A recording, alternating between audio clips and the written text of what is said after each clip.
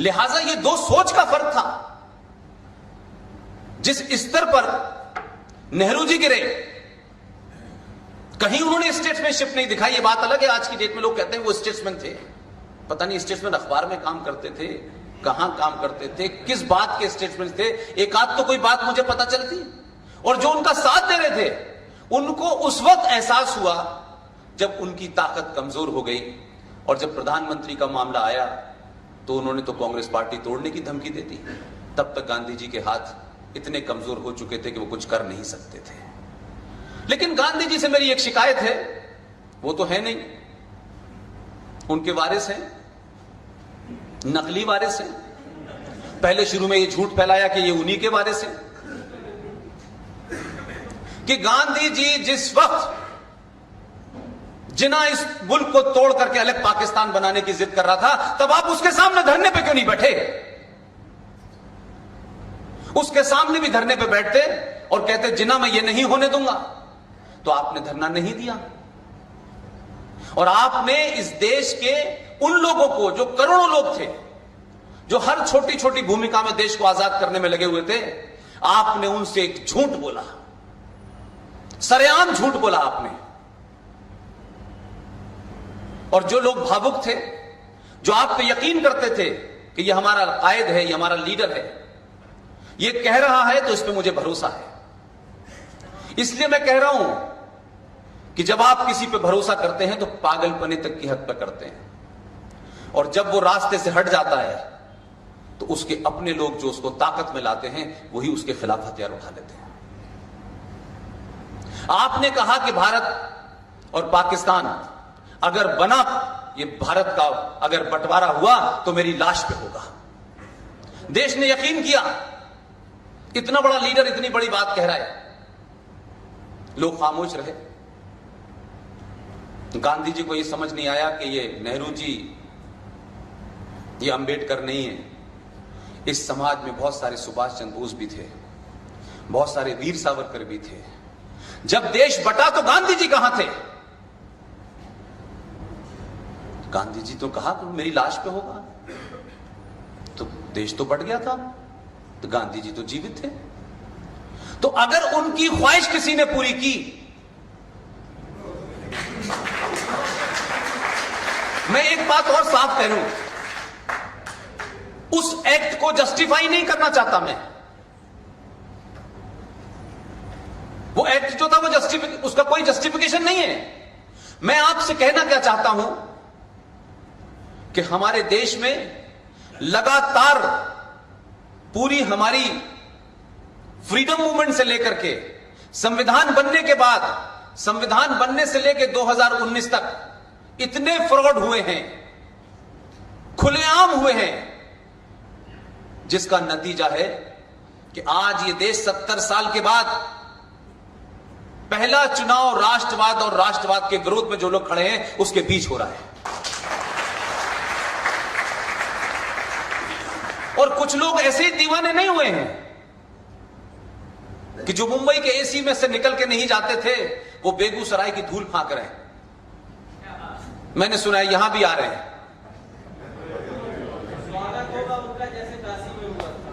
लेकिन मेरा सिर्फ इतना कहना है कि आप एक बात का यकीन रखिए, मैं हिंदुस्तान भर में, मैं और RSS लगातार घूम रहे हैं। अब तो हमारी स्थिति ये हो गई है कि हम अपने घर कभी कभी जाते हैं, लेकिन घर तो हम बाद में भी चले जाएंगे। लेकिन राष्ट्र को इस वक्त इस चीज की जरूरत है, इसलिए हम घूम रहे हैं।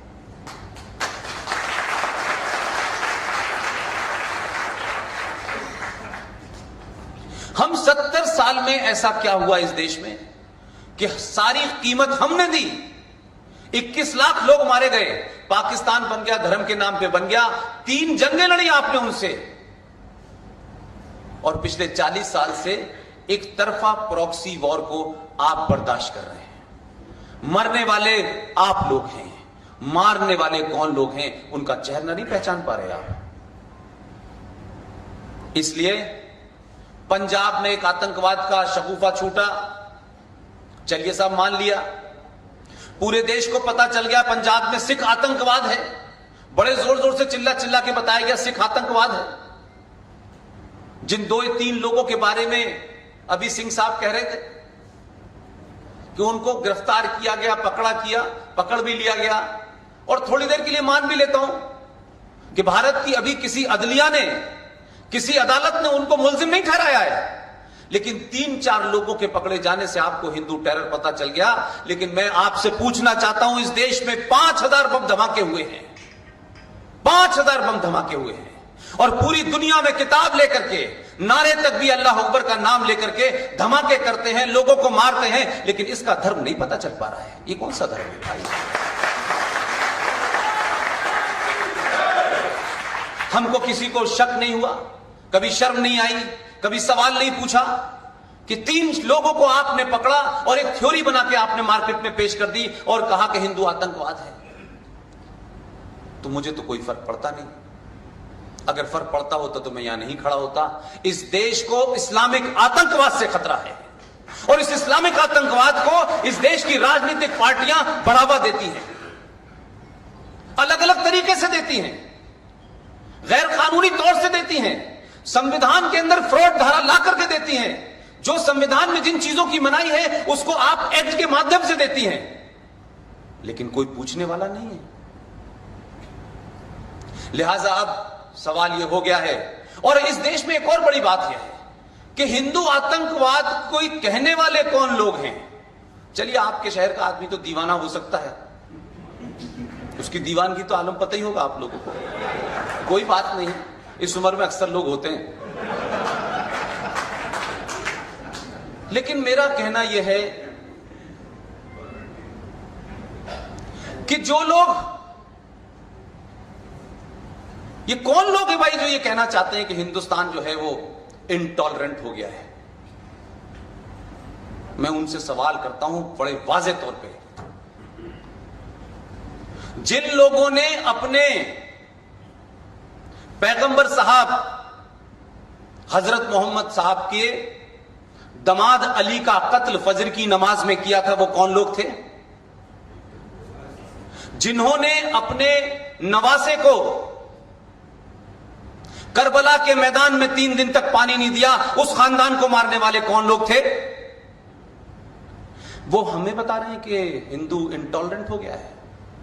आप तो 632 में जिसको अपना पैगंबर मानते हैं, जिसके बताए रास्ते पे सुबह से शाम चलने की बात करते हैं, आपने तो उनके दमाद का कत्ल सुबह, जब वो बेचारा उनका दमाद अली फजर की नमाज में सजदे में था, तब आपने गर्दन काटी।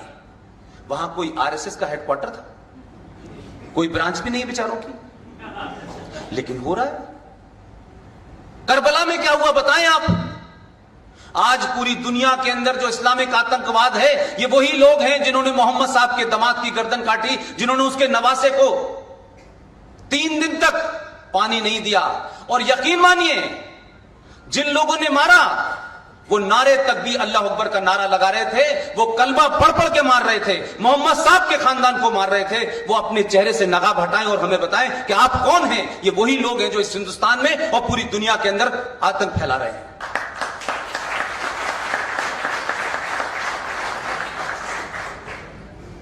ये नहीं होगा कि सलमान रश्दी के खिलाफ फतवा जारी हो जाएगा तो वो मुल्क छोड़ के अमेरिका में छुप जाएगा, और एक खवातीन, एक महिला, पढ़ी लिखी महिला कुछ सच बात लिख देगी तो इस देश के लोग जो सुबह से शाम तक अपने सर पे और हाथ में कुरान शरीफ लेके घूमते हैं,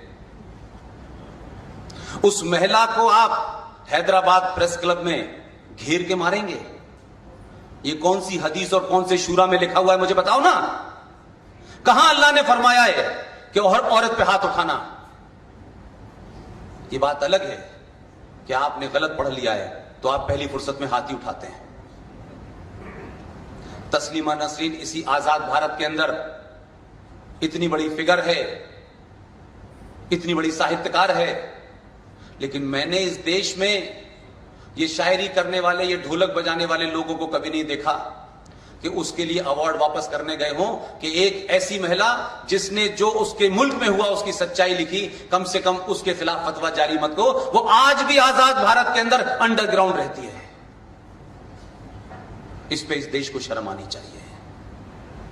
अगर चंद लोग इस देश को यरगमाल बना लेना चाहते हैं, हॉस्टेज बना लेना चाहते हैं, इसलिए कि हमेशा चंद लोग ही डराने की कोशिश करते हैं, और वो इसलिए डराने में सफल हो जाते हैं कि आप उनके डर से डर जाते हैं। लेकिन इस देश में अजीबोगरीब किस्म का डर है। इस देश में पिछले 70 साल की बात करता हूं, उससे पहले की बात मैं नहीं करना चाहता, वो तो फिर बहुत पुरानी कहानी हो जाएगी। मुंबई में 400 लोग बम धमाकों में मारे जाते हैं, और यह कहा जाता है कि दोबारा बाबरी मस्जिद तोड़ी तो इससे भी बड़ा हादसा होगा। लेकिन मुंबई के न कलाकारों को, न राइटरों को, न डायलॉग लिखने वालों को डर नहीं लगा था। किसी को डर नहीं लगा। 3,500 सरदारों को दिल्ली में एक प्राइम मिनिस्टर के स्टेटमेंट देने के बाद ऑर्गेनाइज तरीके से उन्हें मारा। आपने दौड़ा दौड़ा के मारा, उनकी गर्दनों में टायर डाल डाल के मारा, लेकिन इस देश में किसी को डर नहीं लगा। जिस बात का जिक्र सिंह साहब कर रहे थे, उसकी डेट में बताना चाहता हूं। सिंह साहब ने डेट शायद नहीं बताई है। आरोप लगता है इस देश के ऊपर कि साहब ये देश जो है मुसलमानों पे यकीन नहीं करता। तुम्हारा यकीन बनाने के लिए हमने भारत के आईन में ऐसे ऐसे प्रावधान किए जो गैर कानूनी हैं। हमने ऐसे ऐसे प्रस्ताव लाए जिससे आपका इस देश पे भरोसा बढ़े। और ये जब हम बढ़ा रहे हैं, हम ये भरोसा बढ़ा जब रहे हैं जब इस मुल्क को मजहब के नाम पे बांटा गया। तब भी लोग, चाहे वो नेहरू की शक्ल में हो या पटेल की शक्ल में हो, थे तो हिंदू, तब भी उन्होंने इस देश को हिंदू राष्ट्र घोषित नहीं किया।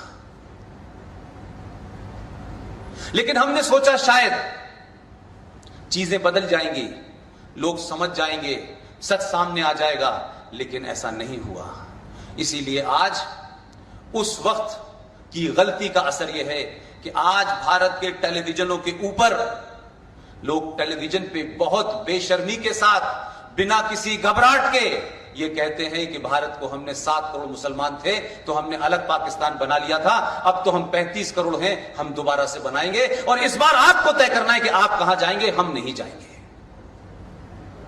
ये भारत के लिए चुनौती है। हम इस चुनौती को आंखें बंद करने से ये खत्म नहीं होगी।